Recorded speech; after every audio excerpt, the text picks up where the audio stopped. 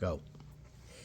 Good morning, I'm Jeannine. And I'm Kris, and welcome to the Blue Fiber Tree. Yes, so today is June 25th. Happy birthday. It's her birthday. I brought Franklin. I got my own birthday gift. Her and Sloths. I love sloths. He's cute. You put him in the microwave, and I can put him with my little hands when they hurt. And he has lavender scent, too. Oh, he does. Oh, All right. Good thing I like lavender, but maybe not right up my nose.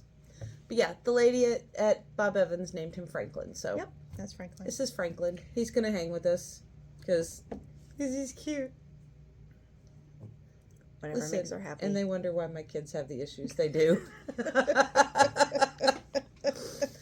So today we're going to go over the calendar, right? Which is short. Yep, we're going to go over the calendar, and then we're going to go right into a tutorial. Yes. So do the calendar, and then we'll talk about the tutorial. Correct. Real quick. Yep.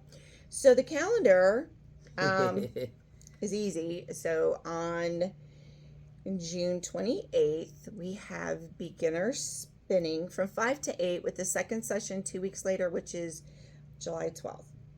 Oh, awesome. Yeah.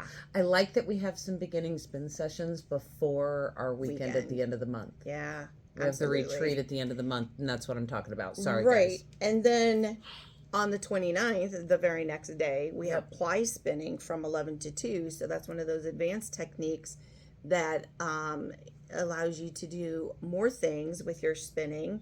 So these are samples. This is a sample from Beginning Spin. And this, I'm going to tell you, is years old. It's one of the first things I spun. Mm-hmm. And everybody, I had a lot of this, and everybody's bought out all of it except for like 2 skeins of my very beginner stuff.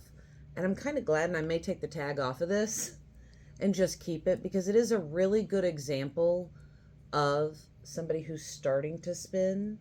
Because there are, if you were to like really look, I know you can't see it in the video, but you can see some areas in my ply that are plied correctly, and you can see some that are plied a little too tightly, where my fingers are too tight together.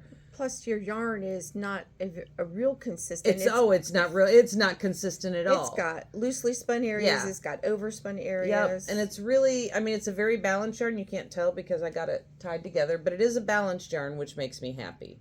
All right. That's balanced as far as I'm concerned. Maybe not perfect, but pretty darn close.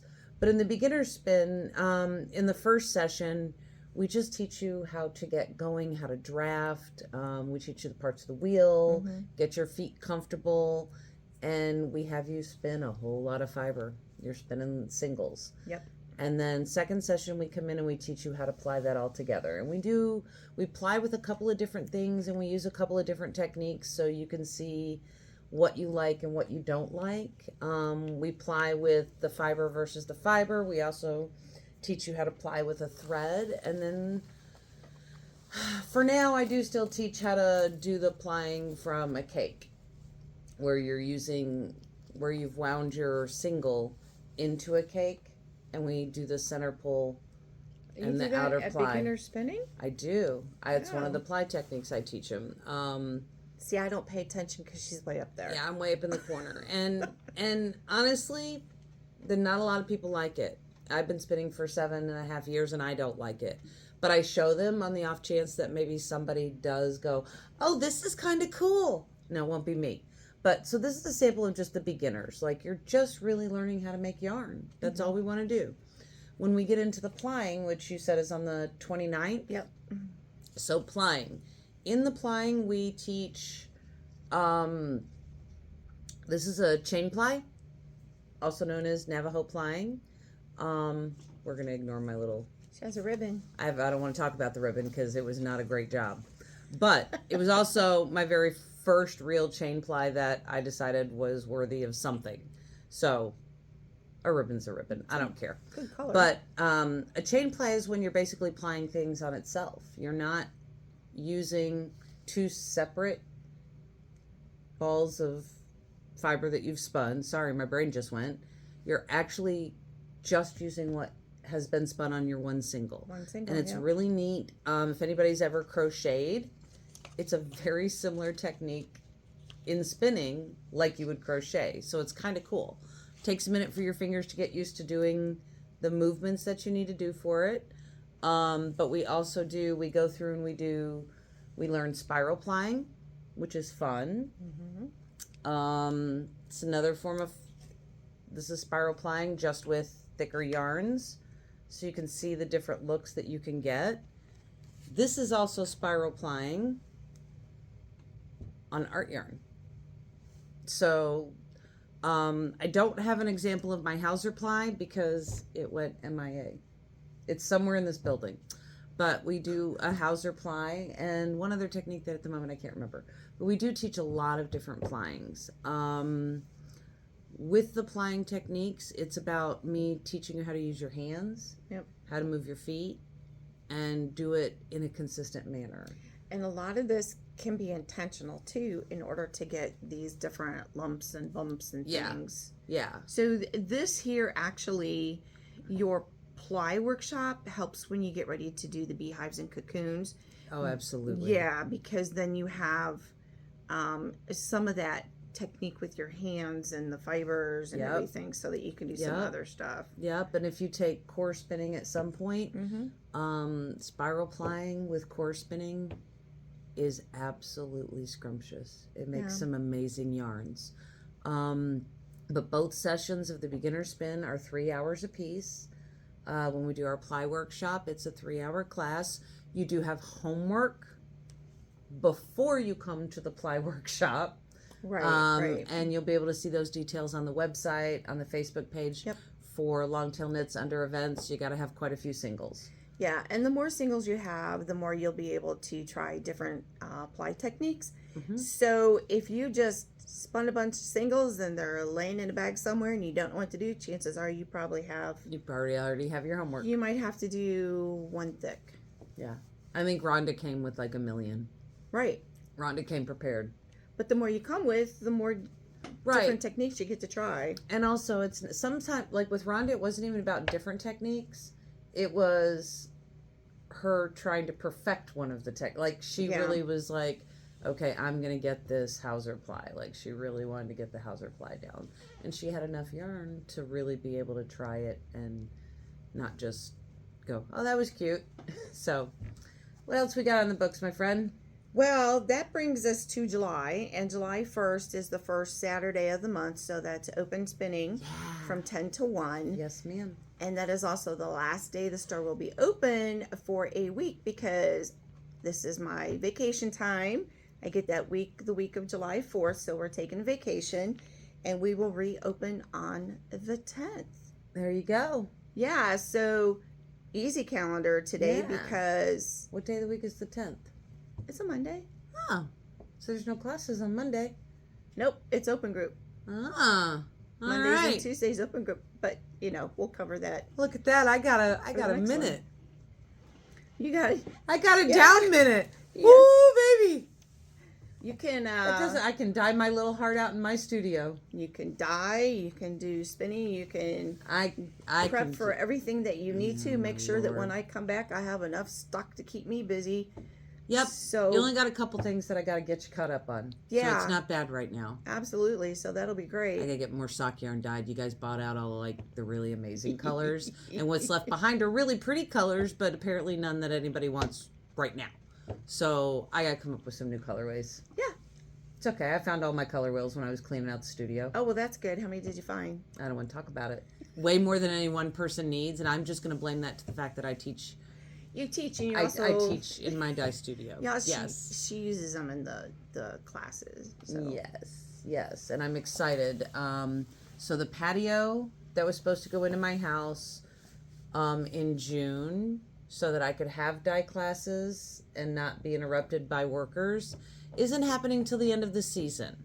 What does that mean? It means everybody's going to be walking over my grass like they did last year instead of having the pretty patio that... When's the end of the season? October? Oh, like end of October, November? Yeah.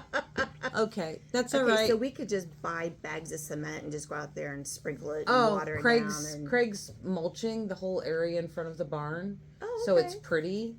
And then you just do have to walk over a little grass to get to the studio. But that's okay. It's better than walking in mud.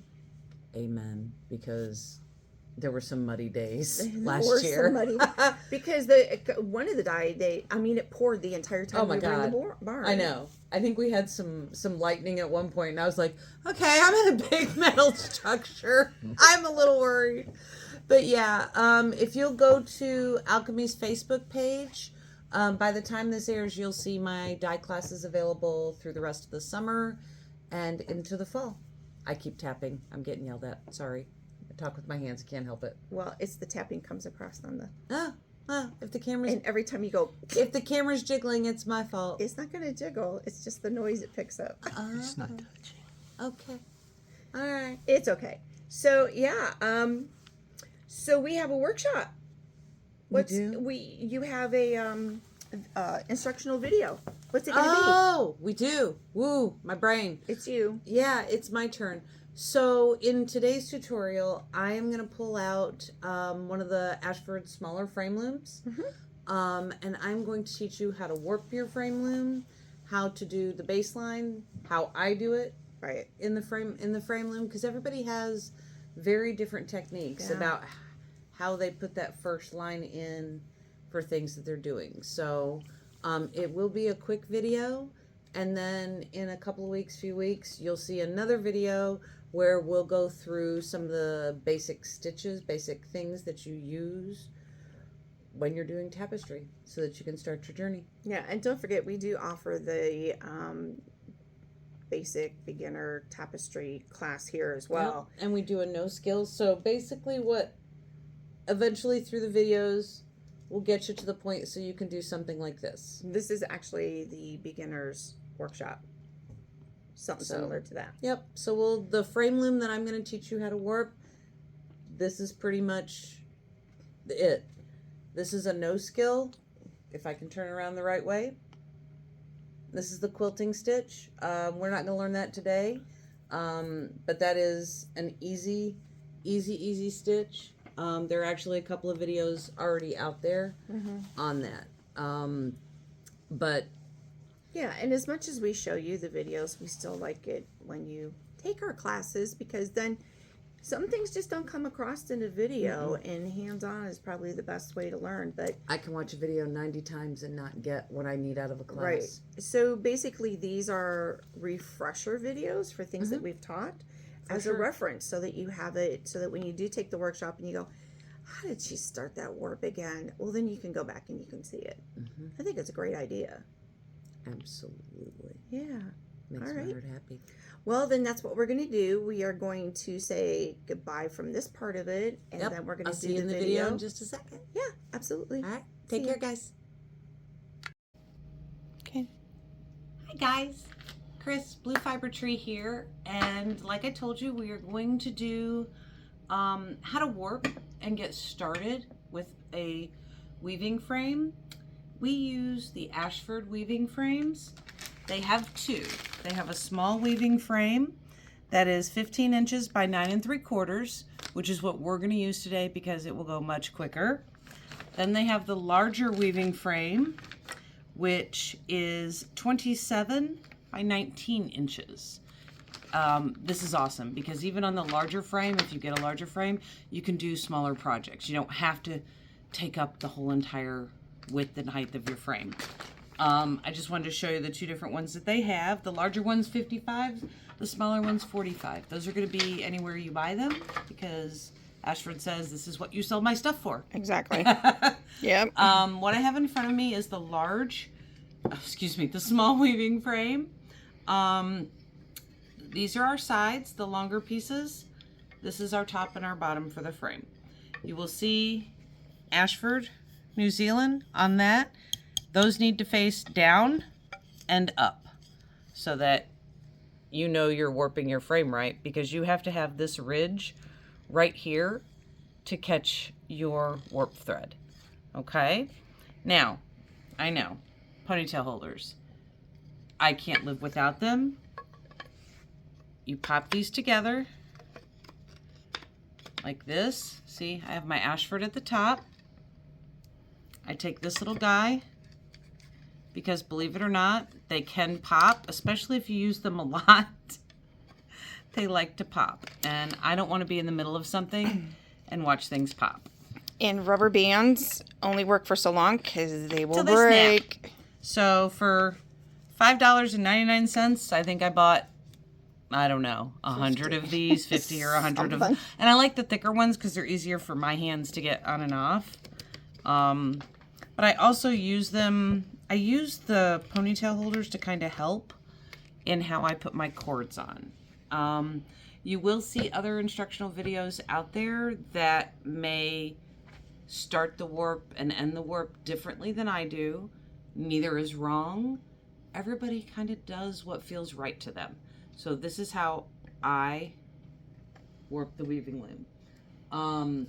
When you have your warping threads, all right, this is one from Ashford. This is strictly the tapestry loom warping thread, okay? It's 100% cotton. It is not a slick cotton. It's a rustic. Yeah, it's you can tell by the sheen. There is no sheen. It's a very flat. So that is your standard warping thread. This is from DMC. This is like your crochet cottons. Size 3. That's what I thought. Okay, it's a size 3, and you can see the sheen on this one, and not just because there's plastic on it. Well, here, There's the top. There's a little bit of a sheen on this. This sheen that's on there, while you can use this to warp, it can be a little slick. It can cause it to slip as you're trying to warp it. Okay? Depending on your fibers. Right, Yeah. and you want to keep tension. Today, I'm using neither one of these because I want to use a little bit of a thicker cord just so you can see. So I'm actually cheating and using some of my macrame cord. I just want a thicker cord. I think it will be easier for you guys to see. So when I am starting this, I come in and I do a basic slip knot, and I leave a long enough tail to be able to get around my stuff. All right, I come down here, I put it over the bar, and I tighten my little slip knot. Okay, I turn my loom so that I can go from side to side, and I come up through that first hole, or that first slit. I come around, and I'm going to show you. See that right there? This has to go right behind that. If you're not falling into the grooves, I know it's not easy to do this. Stop moving. I can't help it. You have to come into the grooves when you're doing this. There's no other way around it because it will pop off and it will slide. All right, I'm going to move this back down. And all you do is you come back and forth. And I'm pulling. So I want tight, but I don't want like so tight that it doesn't move. All right, a little bit of a bounce in your thread is fine. And I kind of hold each side as I go because it helps me maintain my consistency of my tension. So your warp threads have to have enough tension, but not so much, because once you start weaving, it's going to take up that slack. It is. And you need to have a little slack or you can't move your cords. You know, that's the other side of it, is you need to be able to weave them. And if they're so tight that you can't get in between things, it gets kind of annoying.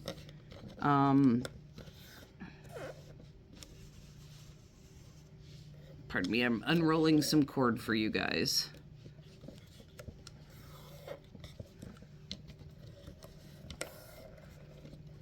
And really, this is a quick process of warping. It's the tension that is the thing that takes... The tension takes more time than actually running the cords up and down.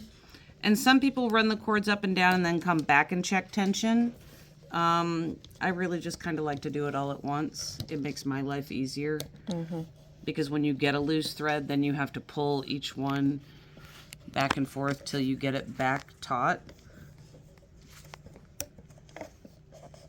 I will tell you, the finer the thread that you warp with, the harder it is to keep tension. This is thicker, so this is not going to create a lot of issues for me. for tension, but when it's the finer threads, you have to pay a lot more attention to the tension. We have a ton of fun with these because really once you get going with learning all the stitches, the basic stitches of tapestry, it's really only limited by your imagination. You can weave with pretty much anything that's weavable. So when we do our basic tapestry workshop, you will pay for the workshop fees and for a skein of or a cone of warping thread of your choice that you're going to be using. You bring your own leftover yarns and any other thing as a warp material.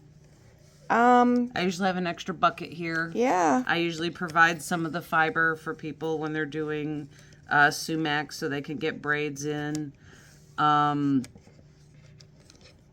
that's where, you know, it helps you because this is going to show you how to use up all your excess fibers and stuff that you have left over from projects. Okay, I'm at the end. This is still my bottom.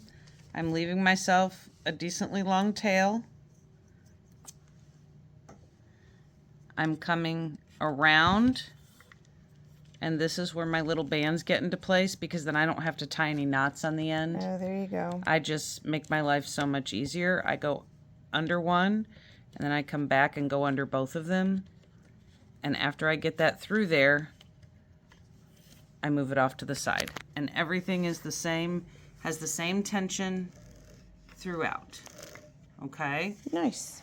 Now, normally I would use the exact same product to make my little base. And when I say base, I'm creating a baseline that as I'm weaving, everything kind of gets shifted down to that, and it kind of holds things in place so that when this comes off of your loom, these little loops that are at the bottom, you don't want your work to slide down. So we're going to create a stable line that literally just says, hey, I'm here, we're not going anywhere. I'm going to grab a different product real quick because I don't want to, like I said, I don't want to warp with that. I want you to be able to see what's happening. So we're going to create a baseline just using yarn. Normally I would not use yarn, but again, I want you to be able to see what I'm doing. When you're creating this base, I do something called a lock stitch, and it is something that I learned in the hair world when you put extensions in, but I have found that it carries over into tapestry. And when you're going to do a lock stitch, you want to have 6 widths of your frame. And it doesn't, I don't mean your frame, but just even the weaving area. And you may not use it all, but allows you to know that you have enough to get through it. And I'm just going to cut. You want a large-eyed tapestry needle for this. Only, well, more because I have a very thick worsted yarn. You're going to thread, maybe. And let's see your needle. Hold on. Nope. Yeah. So see the curve? These work really well when you're doing this. It allows you to get under. It does. All right. So the very first thing I'm doing is I'm just tying a regular overhand knot. At the end, I doubled my thread, okay? I went through, came back, and tied a knot, okay? This little end, this will get cut off later when you're done.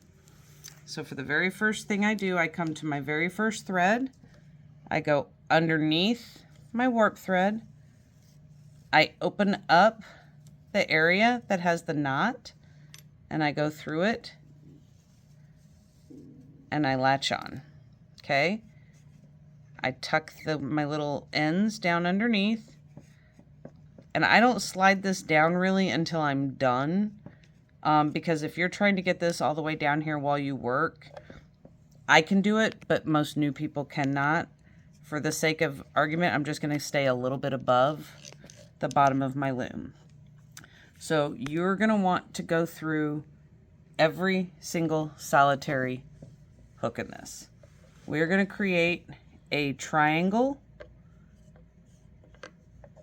So I usually come up, go around my first finger, I lift my next thread, and you can see there's kind of a triangle. So where it comes up and comes back down, I'm going to go under this and up through. Right, I'm going to change my angle so I can be behind you That's a little fine. bit so that they can see this from this I'm direction. going to create another triangle. Here, I'm going to scoot this up. So I'm going to create a triangle. I'm going to go under my thread and up through. If I were to pull my needle up here or down here, I'm not locking my thread in place. Okay? Now, if you pull too tight, you're going to cause your warp threads to come in. You want to make sure it's just right in the position that you want it to be. You want to keep those threads as vertical and as spaced apart evenly across the entire thing. Okay, so again, I'm going to make a triangle. I'm going to go under. I'm going to come up through in between the two sides of my thread, and I'm going to pull and make sure I have appropriate tension. All right, I'm just going to continue across. And you'll see I've done this so much that I no longer have to sit here and lift the cord, do this. Like, you get to a point where this is, you're doing this by rote. It's just becomes habit, and you know what to do. You don't have to think about it.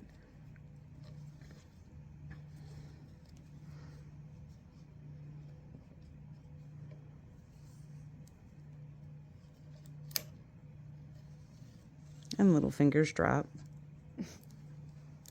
Story of my life. So this is just creating that baseline so that when it is taken off of the loom, it's not going to go anywhere. I don't want anything to slide. Okay. Yeah.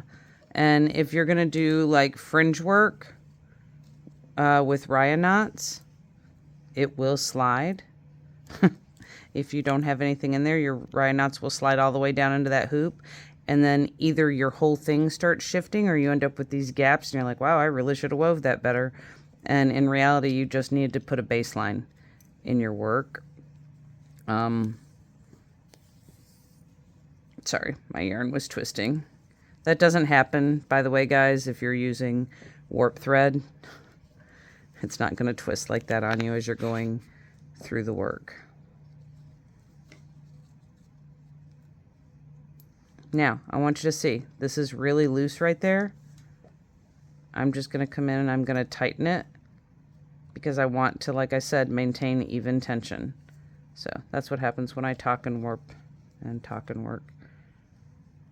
You can see I'm using my pointer finger and my thumb to kind of hold the thread as it comes through so that I keep it in the place it needs to be. That way I don't put too much tension and start pulling my threads together.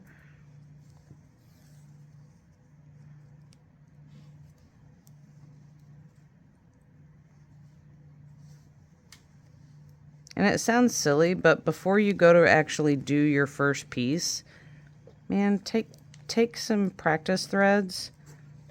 You don't even have to waste your expensive warping threads. You can use a cotton cording like what I'm using that's thicker, just to get your hands into the motion, get into the rhythm of warping, and then just grab some yarn and practice this stitch across the bottom.